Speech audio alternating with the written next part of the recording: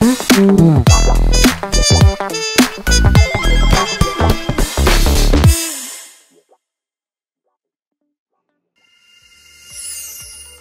datang di Market Insight BRI Manajemen Investasi. Kali ini kami akan membahas perkembangan pasar terkini dan perkembangan tren yang sedang berkembang untuk membantu Anda mengambil keputusan investasi yang tepat. Pasar global. Inflasi di Amerika Serikat naik 2,7% year on year pada Juli, sama dengan pertumbuhan tahunan yang tercatat pada Juni sebesar 2,7% year on year. Secara bulanan, inflasi naik 0,2%, melambat dari kenaikan 0,3% pada Juni. Pertumbuhan inflasi tahunan utama didorong oleh sektor perumahan, makanan, layanan kesehatan, dan layanan transportasi, sementara energi seperti bensin mengalami penurunan. Hasil pertemuan The Fed pada Juli akan diumumkan minggu ini dan pasar memperkirakan The Fed akan memangkas suku bunga acuan pada September. Simposium Kebijakan Ekonomi Jackson Hole akan digelar pada 21 Agustus 2025 di Wyoming. Konferensi tahunan ini mempertemukan bankir sentral, ekonom, akademisi, dan pembuat kebijakan global untuk membahas tren makroekonomi dan kebijakan moneter. Pasar dengan cermat memantau pidato Ketua Federal Reserve Jerome Powell mencari tanda-tanda tone yang lebih dovish. Powell diperkirakan akan memperkenalkan kerangka kebijakan moneter baru yang bertujuan untuk lebih menyeimbangkan mandat ganda The Fed, menjaga stabilitas harga dan mempromosikan pengangguran minimum. Para ekonom tetap berhati-hati terhadap prospek ekonomi Cina di tahun-tahun mendatang.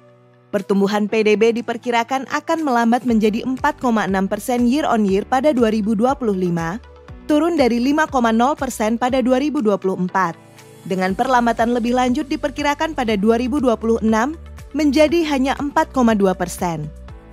Data terbaru menunjukkan kelemahan ekonomi yang berkelanjutan.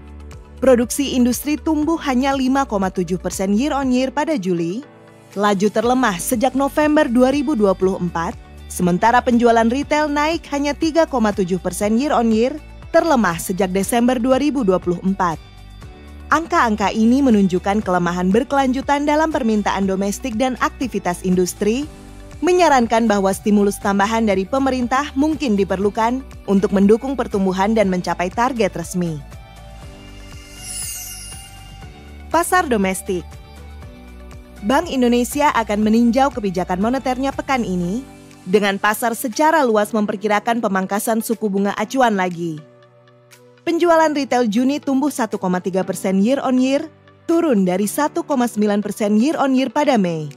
Meskipun terjadi perlambatan, penjualan retail tetap mencatat pertumbuhan tahunan positif selama 2 bulan berturut-turut. Sementara itu, data pertumbuhan kredit Juli akan dirilis, dengan perkiraan menunjukkan kenaikan ringan menjadi 7,8% year on year, dibandingkan dengan 7,77% year on year pada Juni.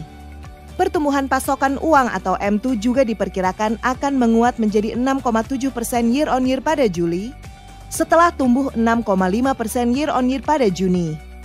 Pertumbuhan M2 yang berkelanjutan menandakan bahwa aktivitas ekonomi domestik tetap berada pada jalur positif.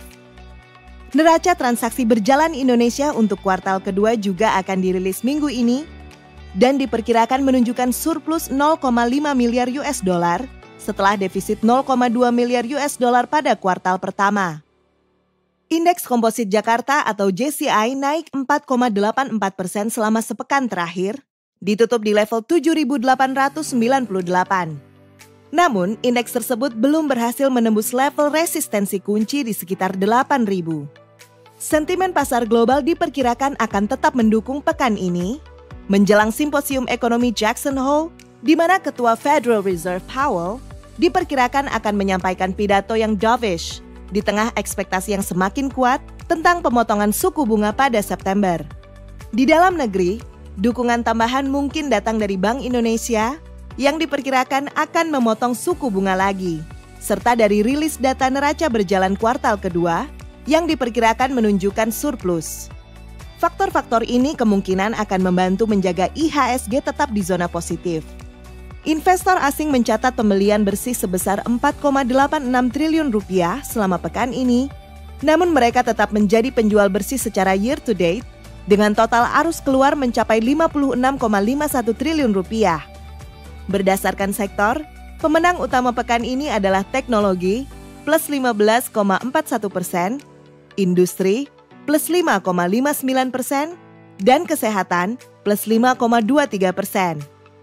Pada 15 Agustus 2025, imbal hasil obligasi pemerintah Indonesia atau SUN turun untuk tenor 5 tahun dan 10 tahun, sementara tetap stabil untuk tenor 15 tahun dan 20 tahun.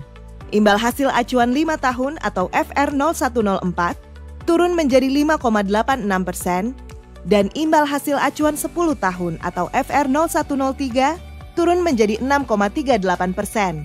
Sementara itu, imbal hasil 15 tahun atau FR0106 dan 20 tahun atau FR0107 tetap stabil di 6,76% dan 6,82% masing-masing.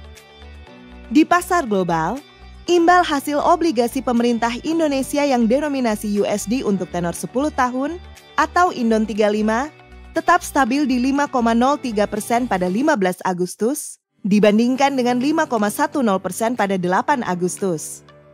Imbal hasil Treasury Amerika Serikat untuk tenor 10 tahun relatif stabil di 4,33% dibandingkan dengan 4,28% pada periode yang sama.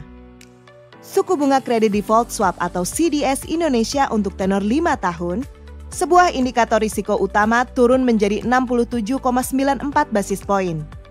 Rupiah menguat 0,81% selama sepekan, dengan kurs US dollar per Indonesian rupiah sebesar 16.160 per 16 Agustus 2025. Per 14 Agustus 2025, kepemilikan asing atas obligasi pemerintah mencapai 948,47 triliun rupiah atau 14,70% dari total obligasi pemerintah yang beredar atau SUN, naik dari 938,28 triliun rupiah atau 14,61% pada 11 Agustus. Rekomendasi alokasi aset. The Fed diperkirakan akan menurunkan suku bunga acuan 2 kali pada paruh kedua 2025 dengan total penurunan sebesar 50 basis poin setelah sebelumnya menurunkan suku bunga sebesar 100 basis poin pada 2024. Ekonomi Amerika Serikat diperkirakan akan tetap berada pada jalur pendaratan yang lembut dengan proyeksi pertumbuhan tahunan sebesar 1,4% pada 2025. Sejalan dengan hal ini, Bank Indonesia juga diperkirakan akan mempertahankan kebijakan moneter yang akomodatif pada paruh kedua 2025 yang diperkirakan akan memiliki dampak positif terhadap pertumbuhan ekonomi Indonesia. Penurunan imbal hasil SRBI baru-baru ini berpotensi menurunkan imbal hasil obligasi pemerintah, berpotensi menurunkan biaya pendanaan dan mengurangi risiko likuiditas. Oleh karena itu, dana pendapatan tetap diutamakan dalam lingkungan imbal hasil yang menurun dan ketidakpastian geopolitik global yang relatif masih tinggi. Suku bunga yang lebih rendah akan memberikan sentimen positif bagi pasar obligasi, sementara dalam jangka panjang, pemotongan suku bunga akan mendukung pertumbuhan ekonomi Indonesia dan dana ekuitas. Bagi investor dengan profil risiko lebih tinggi dan investasi lebih panjang, penurunan imbal hasil obligasi 10 tahun dari 7% menjadi 6,4% sejak awal tahun menawarkan peluang menarik untuk mulai mengumpulkan reksadana ekuitas seiring dengan masuknya modal asing ke saham-saham berkualitas dan berkapitalisasi besar.